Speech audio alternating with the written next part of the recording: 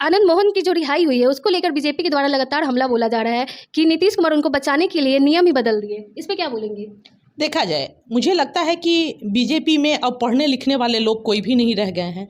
ये जो jail manual है वो जेल मैनुअल आज का नहीं है। अभी नियम क्यों बदला गया? अभी बदलने के ये सामान्य नियम है और ऐसा नहीं है कि उसमें सिर्फ एक आनंद मोहन जी को छोड़ा गया है। 26 और लोगों ने भी छोड़ा जा रहा है। 27 लोग छोड़े जा रहे हैं और उसमें दलित, महादलित, पिछड़ा, अति पिछड़ा सभी वर्ग के लोग हैं। और ये तो सामान्य मानवीयता के आधार पर ये संयोग है कि उस 27 के लिस्ट में आनंद मोहन जी को भी उसका लाभ मिला है। गोपालगंज के डीएम की हत्या की थी मैम, पत्थर से मारा गया था, बहुत पीटा गया था। देखा जाए, जो आपका सवाल है ये निश्चित तौर पर न्यायिक प्रक्रिया के अधीन इन तमाम चीजों पर विमर्श होने के बाद उनको वो सजा याफ्ता थे, उन्होंने सजा भी काटी है। और ये तो नीतिगत, किसी भी सरकार में नीतिगत ऐसे नियम में परिवर्तन और आते रहते हैं कि जब उन्होंने उतने दिन की सजा पूरी कर ली और वो एक जो बदलाव है वो सुप्रीम कोर्ट का भी नियम है उस पे कि 14 वर्ष से अधिक नहीं होना चाहिए। और उसी नियम के तहत जो है यहाँ 27 कैदियों को मुक्ति मिली है, उसमें से एक सजा याफ्ता आनंद मोहन जी भी हैं। क्या ये आने वाले चुनाव के लिए किया जा रहा है? बीजेपी के द्वारा बोला जा रहा है। बीजेपी को तो कुछ पता ही नहीं है। बीजेपी तो जो नीतीश कुमार जी के नेतृत्व में जो संपूर्ण भारत में विपक्ष की गोलबंदी हो रही है, तो ये तो बीजेपी की बौखलाहट है और तो कुछ है नहीं। बीजेपी आधे नेता बीजेपी के कहते हैं कि आनंद मोहन का हम हृदय से अपने बीजेपी में स्वागत करते हैं। तो पहले तो बीजेपी अपने घर में क्लियर कर ले कि वो चाहते क्या हैं। तो बीजेपी क्या चाहती है इसका बेहतर उत्तर तो बीजेपी दे सकती है। आप आने वाले लोकसभा चुनाव को लेकर सियासत गर्म हो चुकी है। एक तरफ जहां बिहार के मुख्यमंत्री सारे विपक्षी नेताओं को एकजुट करने में लगे हुए हैं, वहीं दूसरी तरफ बीजेपी की तरफ से लगातार हमला बोला जा रहा है। और वहीं अब आनंद मोहन की जो रिहाई हुई है उसको लेकर भी निशाना साधा जा रहा है। इन्हीं सब मुद्दों पर बातचीत करने के लिए हमारे साथ जेडीयू की प्रवक्ता भारती जी हैं। आनंद मोहन की जो रिहाई हुई है उसको लेकर बीजेपी के द्वारा लगातार हमला बोला जा रहा है कि नीतीश कुमार उनको बचाने के लिए नियम ही बदल दिए। इस पे क्या बोलेंगे? देखा जाए, मुझे लगता है कि बीजेपी में अब पढ़ने लिखने वाले लोग कोई भी नहीं रह गए हैं। ये जो जेल मैनुअल है वो जेल मैनुअल आज का नहीं है।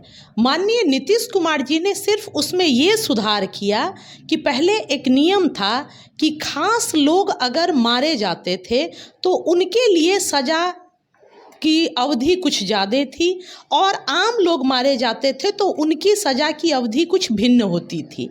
माननीय नीतीश कुमार जी ने, जैसा कि इनका प्रथम स्टैंड है कि न्याय के साथ विकास, आम और खास में कोई अंतर नहीं, उन्होंने, आप देखेंगे कि महात्मा गांधी की जो हत्या हुई थी उसमें भी नाथूराम गोडसे के साथ जो दूसरा एक्यूज्ड था गोपाल गोडसे, उनको 14 साल 2 महीने की सज़ा के बाद उनको रिहाई दी गई थी।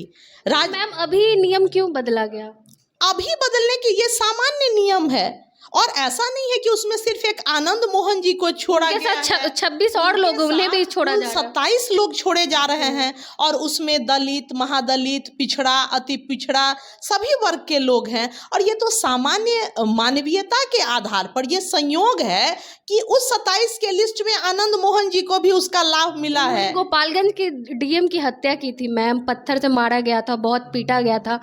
देखा जाए, जो आपका सवाल है ये निश्चित तौर पर न्यायिक प्रक्रिया के अधीन इन तमाम चीज़ों पर विमर्श होने के बाद उनको वो सजा याफ्ता थे, उन्होंने सजा भी काटी है। और ये तो नीतिगत, किसी भी सरकार में नीतिगत ऐसे नियम में परिवर्तन और आते रहते हैं कि जब उन्होंने उतने दिन की सजा पूरी कर ली और वो एक जो बदलाव है वो सुप्रीम कोर्ट का भी नियम है उस पे कि 14 वर्ष से अधिक नहीं होना चाहिए। और उसी नियम के तहत जो है यहाँ 27 कैदियों को मुक्ति मिली है, उसमें से एक सजा याफ्ता आनंद मोहन जी भी हैं। क्या ये आने वाले चुनाव के लिए किया जा रहा है? बीजेपी के द्वारा बोला जा रहा है। बीजेपी को तो कुछ पता ही नहीं है। बीजेपी तो जो नीतीश कुमार जी के नेतृत्व में जो संपूर्ण भारत में विपक्ष की गोलबंदी हो रही है, तो ये तो बीजेपी की बौखलाहट है और तो कुछ है नहीं। बीजेपी को कुछ पता थोड़े होता है। आधे नेता बीजेपी के कहते हैं कि आनंद मोहन गुंडा हैं और आधे नेता बीजेपी के कहते हैं कि आनंद मोहन का हम हृदय से अपने बीजेपी में स्वागत करते हैं। तो पहले तो बीजेपी अपने घर में क्लियर कर ले कि वो चाहते क्या हैं। तो बीजेपी क्या चाहती है, इसका बेहतर उत्तर तो बीजेपी दे सकती है आपको। नेता प्रतिपक्ष विजय कुमार सिन्हा बोल रहे हैं आने वाले लोकसभा चुनाव के पहले नीतीश कुमार का जो अस्तित्व है वो खत्म हो जाएगा, वो मुख्यमंत्री भी नहीं रहेंगे। अरे वो तो आने वाले समय में पता चलेगा कि किसको क्या होगा।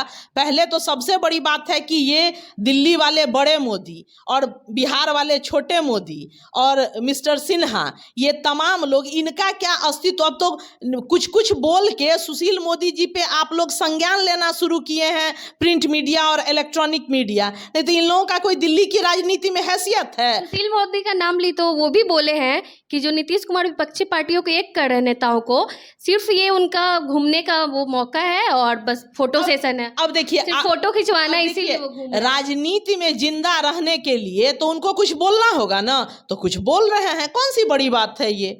अब अभी आपने जो उनका नाम लिया वो इसलिए लिया क्योंकि उन्होंने कुछ उटपटांग बयान दिया था, तो बयान दिया इसलिए वो न्यूज़ चैनल्स उनको चला रहे हैं। बयान नहीं देंगे तो इतना भी नहीं दिखेंगे, क्योंकि दिल्ली की राजनीति में तो अब इन लोगों का कोई महत्व रह नहीं गया है। बिहार वालों का देखिएगा कि दिल्ली में केंद्रीय मंत्री हैं, मगर लगता है कि वो भाजपा के ही कार्यकर्ता और मंत्री हैं, लगता ही नहीं है कि भारत सरकार के मंत्री हैं। तो ये लोग तो भूल गए हैं कि जनता ने इनको भारत सरकार में सपोर्ट दे के मंत्री बनाया था। ये समझते हैं कि मैं भाजपा का मंत्री हूं, तो इनको अपनी कार्यशैली और कर्तव्य का थोड़े कोई जानकारी है इन लोगों को। अभी माननीय नित्यानंद राय जी हैं, यादव जी हैं, यहाँ से एमपी हैं और तमाम लोग हैं, ये लगातार बिहार पर बोलते रहते हैं। अरे आपको केंद्र में भेजा गया है जनता के द्वारा केंद्र में काम करने के लिए ना, कि काम वाम कुछ नहीं मोदी जी दिए हैं आप लोगों को, कुर्सी दे दिए हैं, चैम्बर दे दिए हैं, कहते हैं कि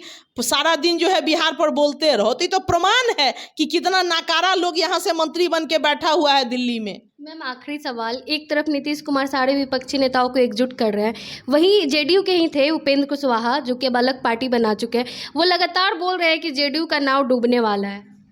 अब देखा जाए, डूबने वाला था, उसी पार्टी के सहारे आज भी वो एमएलसी हैं, तो बहुत आश्चर्य। और अगर ऐसा था तो इसका मतलब है कि आप तूफान देख के भागने वाले लोग हैं। ऐसा था, उन्हीं की बात मैं कहूँ तो इसका मतलब है कि आप भगोड़े हैं। और जो खुद द्वार द्वार भटक रहा है कि मुझे कहीं शरण मिल जाए, मुझे नहीं लगता है कि उस पर कुछ बहुत संज्ञान लेने की आवश्यकता है। हमारे साथ जेडीयू की प्रवक्ता थी, आप इनकी बातों से कितने सहमत हैं कमेंट करके जरूर बताएं। धन्यवाद।